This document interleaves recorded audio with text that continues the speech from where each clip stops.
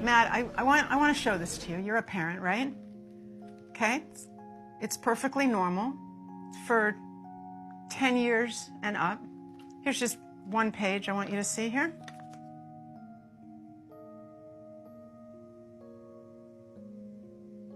For 10 and up, huh? It's unspeakable what these people have done to our children. When did that start? When was it decided that we need to start teaching kids about this stuff at such a young age? So I'll answer that with one word: Kinsey. Kinsey was a social reformer. He wanted to rid society of Judeo-Christian values when it came to sexuality. And he worked very hard to do that, and I would say He believed that true happiness is found in a life of perverse sexual experimentation, no matter the age.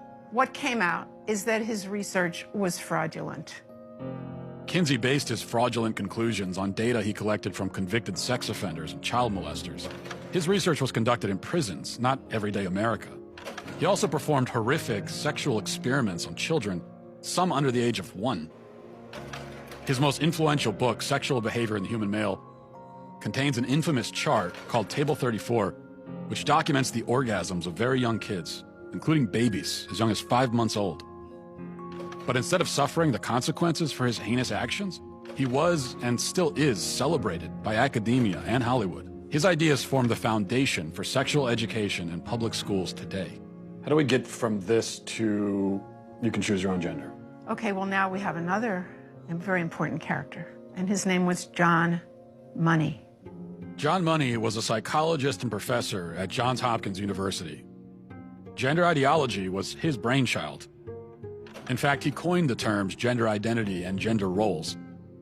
And according to Money, babies are gender neutral at birth, and ultimately environment determines whether a person is a man or a woman.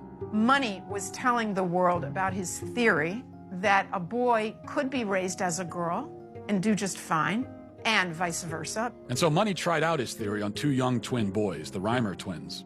When the twins were 8 months old and they went to be circumcised, the first twin, whose name was Bruce, something went wrong with the machinery and his penis was burnt off. They stopped and didn't do a second circumcision on the other twin, as you might imagine. And the parents, of course, didn't know what to do. How are they going to raise this child? John Money convinced Bruce's parents to transition him into a girl. Money also conducted sexually abusive experiments on the twins throughout their childhood, including forcing them to simulate sex acts on each other. He reported up to the age of 10 that this was a complete success. Well, wasn't true. The results were a disaster. Bruce could never fully accept his female identity. Eventually, his parents told him the truth, and he chose to transition back to a boy, taking the name David. As an adult, David spoke out about the abuse and the damage done to him by John Money.